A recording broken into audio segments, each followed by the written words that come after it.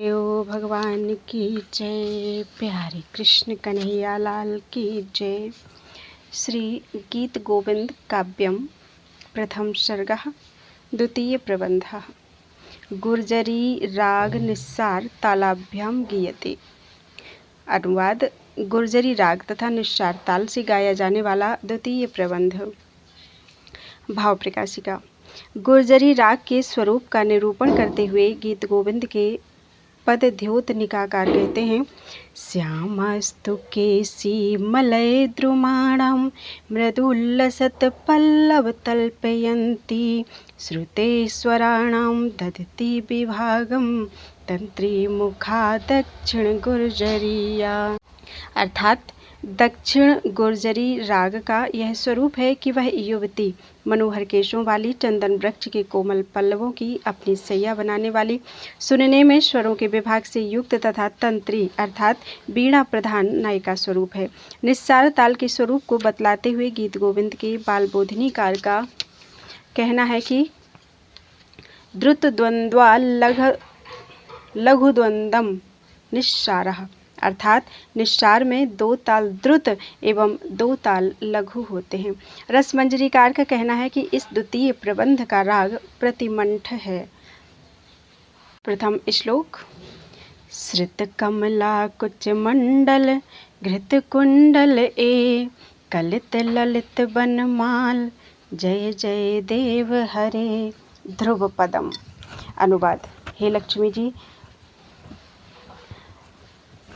लक्ष्मी जी के स्तनमंडल का आश्रयण करने वाले, कुंडल धारण करने वाले तथा मनोहर बनमाला धारण करने वाले हे प्रभु, आपकी जय हो जय हो।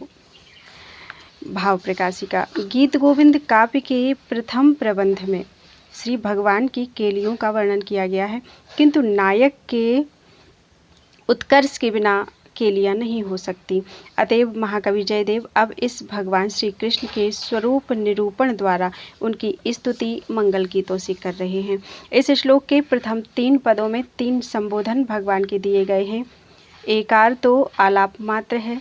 इस श्लोक का प्रथम संबोधन श्रित कमला कुच मंडल है। श्रितम कमलायाः कुच मंडलम येनासौ तत्संबुद्धौ श्रित कमला कुच मंडल। यह इस पद का विग्रह है, अर्थात श्री लक्ष्मी जी के स्तनमंडल का सेवन करने वाले हे भगवान। इस पद के द्वारा इस अर्थ को सूचित किया गया है कि श्री भगवान श्री लक्ष्मी जी के प्रिय हैं तथा श्री लक्ष्मी जी उनकी प्रियतमा। श्री भगवान के अनेक आभूषणों में कुंडल का बड़ा ही महत्वपूर्ण स्थान है। मकराकृत कुंडल से श्री भगवान के मुख कमल की शोभा बहुत ही बढ़ जाती है।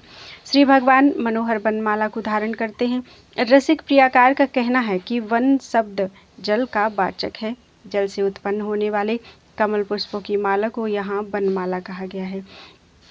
पैर पर्यंत लटकने वाली माला को बनमाला कहते हैं। बनमाला पत्रों एवं पुष्पों से बनी होती है। यह विश्वकोशकार कहते हैं। आपाद लंबिनी माला बनमालेति तां विदुः पत्र पुष्पमयी माला बनमाला प्रकीर्तिता। रसमंजरीकार इसी प्रकार की माला को बनमाला कहते हैं। उपर्युक्त तीनों विशेषणों से विशिष्ट दिव्य गुणों से युक्त हे श्री हरे, आपकी जय हो जय हो। दूसरा श्लोक। दिनमणि मंडल मंडन भवखंडन ए मुनिजन मानस हंस जय जय देव हरे। हे सूर्य मंडल के अलंकार स्वरूप, भव बाधा को दूर करने वाले तथा मुनिजनों के मन में विचरण करने वाले हंस, दिव्य गुण युक्त श्री हरे, आपकी जय हो जय हो। भाव प्रकाशिका।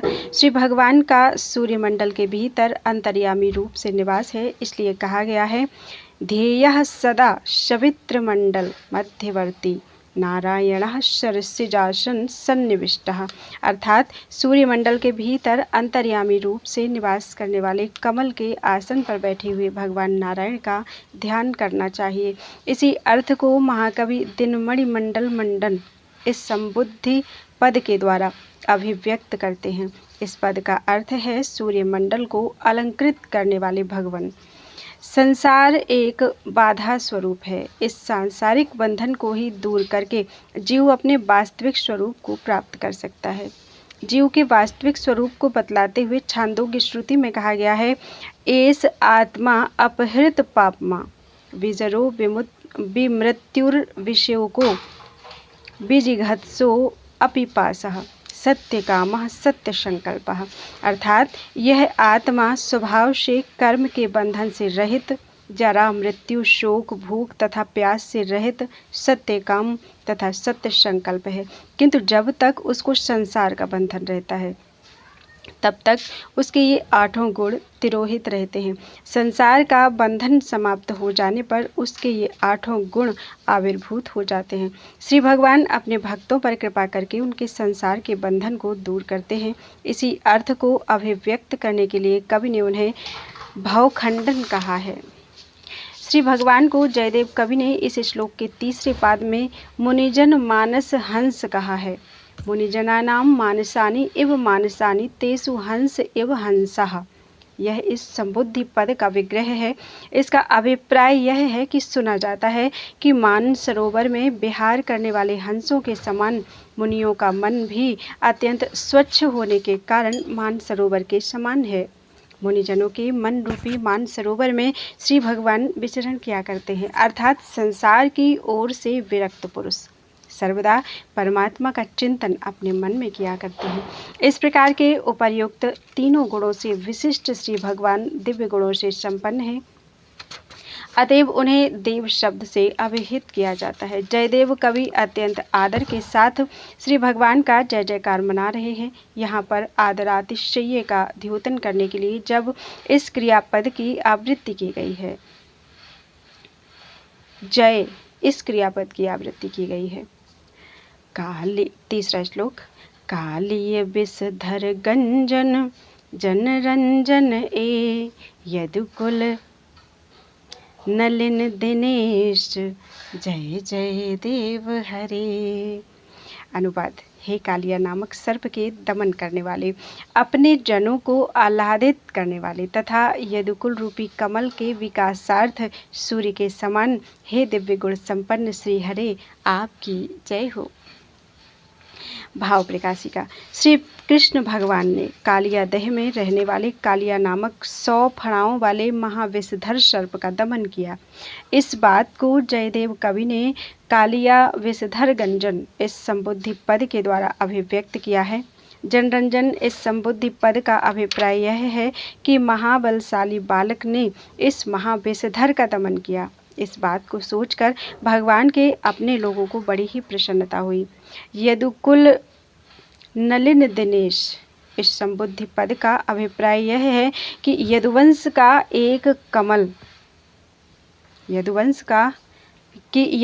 एक कमल के समान है। जिस प्रकार सूर्य के उदित हो जाने पर कमल विकसित हो जाता है, उसी प्रकार श्री भगवान के द्वारा इस वंश में अवतार ग्रहण करने के कारण इस वंश की बड़ी ही उन्नति हुई है। इस प्रकार के गुणों वाले भगवान दिव्य गुणों से युक्त हैं। उन श्री भगवान की जय हो। इस श्लोक के प्रथम विशेषण के द्वारा श्री भगवान को अत्यंत बलशाली, द्वितीय विशेषण के द्वारा श्री भगवान को नायकोचित जन आह्लाद गुण संपन्न तथा तृतीय विशेषण के द्वारा कुलीन बताया गया है। चौथा श्लोक, मधुमुर नरक विनाशन गरुणासन ए सुरकुल के निदान जय जय देव हरे। हे मधु मुर तथा नरक नामक दैत्यों का विनाश करने वाले गरुण वाहन देव समूह की क्रीड़ा के आदि कारण स्वरूप दिव्य गुण संपन्न भगवान, आपकी जय हो, जय हो। भाव प्रकाशिका। श्री भगवान ने मधु मुर तथा नरक नामक दैत्यों का विनाश किया। इस बात को इस श्लोक के प्रथम पद के द्वारा अभिव्यक्त किया गया है तथा वे गरुण वाहन हैं। यह गरुणासन इस पद से कहा गया है। गरुणः आसनम यस्य तत् संबुद्धौ, यह गरुणासन पद का विग्रह है। भगवान ने असुरों का विनाश किया, इसलिए वे देव समूह के लिए केली करने के आदि कारण हैं। इन तीनों गुणों से विशिष्ट तथा दिव्य गुण संपन्न भगवान, आपकी जय हो। 5वां श्लोक। अमल कमल दल लोचन भवमोचन ये, त्रिभुवन भुवन निधान जय जय देव हरे। हे स्वच्छ कमल दल के समान नेत्र वाले भक्त जन रक्षक, त्रैलोक्य की समुत्पत्ति आदि के कारण स्वरूप दिव्य गुण संपन्न भगवान, आपकी जय हो जय हो। भाव प्रकाशिका। इस श्लोक में श्री भगवान के नेत्रों की सदृशता स्वच्छ कमल दल से बतलाते हुए कवि कहते हैं, अमल कमल दल लोचन। अमले ये कमल दले ते एव लोचने यस्यासौ तथा विदः तत् संबुद्धौ। यह अमल कमल दल लोचन पद का विग्रह है। भवमोचन यह भगवान का दूसरा विशेषण है। भव शब्द से यहाँ पर जन्म विवक्षित है। उससे जीवों की रक्षा करने के भाव की अभिव्यक्ति होती है। श्री भगवान को त्रैलोक्य व्यापक बतलाते हुए कवि कहते हैं, त्रिभुवन भुवन निधान, अर्थात हे त्रैलोक्य रूपी भवन के निधि स्वरूप भगवन, अथवा भवन शब्द को भवतीति भवनम इस विग्रह के अनुसार सृष्टि का वाचक मानकर उसे पालन तथा संहार का भी उपलक्षण मान लिया जाए तथा निधान शब्द को कारण का वाचक माना जाए तो त्रिभुवन भवन निधान शब्द का अर्थ होगा कि हे त्रैलोक्य की सृष्टि स्थिति तथा संहार करने वाले दिव्य गुण संपन्न भगवान, आपकी जय हो। 6वां श्लोक। जनक सुता कृत भूषण जित दूषण ये, समर शमित दस कंठ जय जय देव हरे। सीता जी को समलंकृत करने वाले दूषण नामक राक्षस पर विजय प्राप्त करने वाले तथा संग्राम में रावण का वध करने वाले दिव्य गुण श्री हरे, आपकी जय हो जय हो। भाव प्रकाशिका। इस श्लोक के प्रथम पाद में कवि कह रहे हैं कि श्री भगवान ने रामावतार धारण कर जनक राज की पुत्री को अपने हाथों से मुखालंकार आदि से अलंकृत किया। जनक सुतायाः अर्थात सीतायाः कृतं भूषणम अर्थात मकरिका पत्रादिकम येनासौ तत्संबुद्धौ। यह जनक सुताकृत भूषण पद का विग्रह है। वनवास काल में चित्रकूट नामक पर्वत पर निवास करते समय श्री भगवान ने खरदूषण तथा तृष्टा नामक राक्षसों का विनाश किया। उसी अर्थ को अभिव्यक्त करते हुए कवि कह रहे हैं, जित दूषणो ये नासौ तत्संबुद्धौ। यह जित दूषण पद का विग्रह है, अर्थात दूषण नामक राक्षस को मारने वाले भगवान श्री रामावतार का सबसे बड़ा प्रयोजन था राक्षस राज रावण का संग्राम में वध करना। इस बात को अभिव्यक्त करते हुए कवि कह रहे हैं, समर शमित दस कंठः, समरे समितः अर्थात विनाशितः, दशकंठः अर्थात रावणो येनासौ तत्संबुद्धौ। यह समर शमित दशकंठ पद का विग्रह है, अर्थात लड़ाई के मैदान में रावण का वध करने वाले दिव्य गुणों से संपन्न भगवान, आपकी जय हो जय हो। अभिनव जलधर सुंदर धृत मंदर ए, श्रीमुख चंद्र चकोर जय जय देव हरे। हे सजल मेघ के समान सुंदर शरीर वाले मंदराचल पर्वत को धारण करने वाले तथा श्री लक्ष्मी जी के मुख रूपी चंद्रमा को सस्प्रह नेत्रों से चकोर के समान देखने वाले दिव्य गुण संपन्न श्री हरे, आपकी जय हो जय हो। भाव प्रकाशिका। इस श्लोक में श्री भगवान के विष्णु रूप का वर्णन कवि कर रहे हैं। श्री भगवान का दिव्य मंगल विग्रह सजल मेघ के समान मनोहर है। अभिनवो यो जलधरः तद्वत् सुंदरो या असौ तत्संबुद्धौ। यह अभिनव जलधर सुंदर पद का विग्रह है। इस पद के द्वारा श्री भगवान के भव्यत्व गुण का वर्णन किया गया है। धृतः मंदरो येनासौ तत्संबुद्धौ। यह धृत मंदर पद का विग्रह है, अर्थात क्षीर सागर के मंथन की बेला में मंदराचल पर्वत को धारण करने वाले भगवान क्षीराब्धि मंथन काल में जब मंदराचल पर्वत रुक नहीं रहा था, उस समय श्री भगवान ने कमठ रूप धारण करके उसे अपने पृष्ठ पर धारण किया तथा एक रूप से वे देवताओं के साथ मिलकर समुद्र मंथन का कार्य कर रहे थे। इसी अर्थ को कवि ने धृत मंदर इस संबुद्धि पद से अभिव्यक्त किया है। श्रीमुख चंद्र चकोर, इस संबुद्धि पद का अभिप्राय यह है कि श्री लक्ष्मी जी का मुखमंडल भगवान विष्णु को सर्वदा आह्लादित करते रहने के कारण चंद्रमा के समान है। जिस प्रकार चकोर चंद्रमा की ओर सस्पृह नेत्रों से देखता रहता है, उसी प्रकार श्री भगवान भी सस्पृह नेत्रों से लक्ष्मी जी के मनोज्ञ मुख को देखकर हर्षातिरेक का अनुभव करते रहते हैं।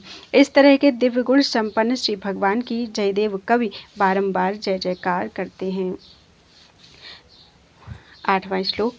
तव चरणं प्रणता वयमिति भावये कुरुकुशलं प्रणतेषु जय जय देव हरे। हे दिव्य गुणों से युक्त भगवान श्री हरे, हम आपके चरणों के शरणागत हैं। यह आप अपने मन में सोचकर हम भक्तों का कल्याण करें। भाव प्रकाशिका। हे उपर्युक्त श्लोकों में वर्णित भगवान श्री कृष्ण, हम आपके चरणों में प्रणत हैं। श्री भगवान को अपने प्रणामी भक्त ही प्रिय हैं, अतएव आप इस बात को अपने हृदय में सोचें और अपने शरणागत भक्तों का कल्याण करें। आप कल्याण गुण गणाकर होने के कारण देव शब्द से अभिहित किए जाते हैं। अपने भक्तों के पाप तथा ताप के विनाशक होने से श्री भगवान हरि शब्द से अभिहित किए जाते हैं। अगला श्लोक। श्री जय देव कवेरिदम कुरुते मुदम ए मंगलमुज्ज्वल गीतम जय जय देव हरे। श्री जयदेव कवि प्रणीत यह मनोहर मंगल नामक गीत श्री भगवान के लिए आनंदप्रद है। हे दिव्य गुण युक्त श्री हरे, आपकी जय हो, जय हो। भाव प्रकाशिका। इस श्लोक में जयदेव कवि श्री भगवान की स्तुति करते हुए कहते हैं कि हे दिव्य गुण संपन्न श्री हरे, मुझ जयदेव कवि द्वारा प्रणीत मनोहर मंगल नामक गीत आपको आनंदप्रद बने। यह मंगल नामक गीत मुझ जयदेव कवि को प्रहर्षित करता है, अथवा यह मंगल गीत गाने और सुनने वाले को कल्याणप्रद होता है।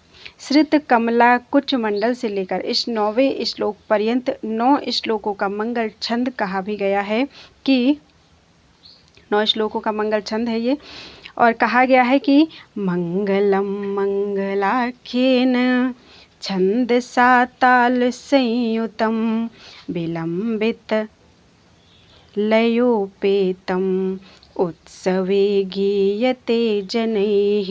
अर्थात मंगल नामक छंद से युक्त, लय संयुक्त एवं विलंबित लय से युक्त मंगल गीत उत्सवों में गाया जाता है। अगला श्लोक। पत्यापयोधर तटी परिरंभ लग्न काश्मीर मुद्रित मुरो मधुसूदनश्चे व्यक्तानुरागमिव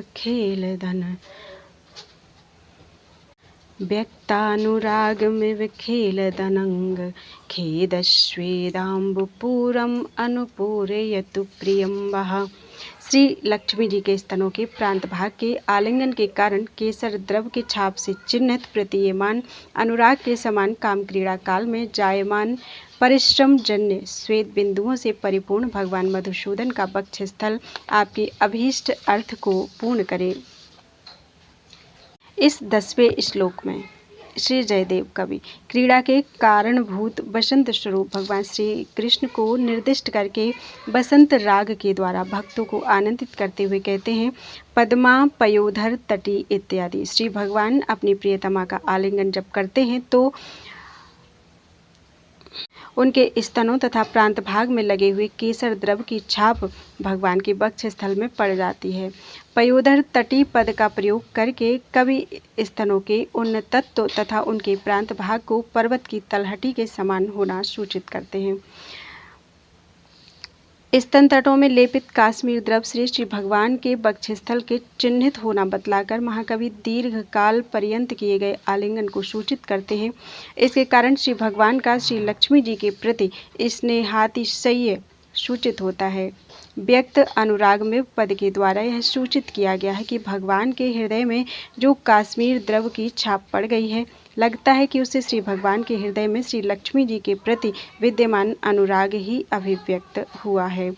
किंच श्री भगवान का वक्षस्थल दीर्घकाल तक क्रीड़ा करने के कारण श्रांत होने से श्वेत जल से पूर्ण हो गया। इस प्रकार वह समस्त पाठकों तथा श्रोताओं के अभिलषित अर्थ की पूर्ति करे।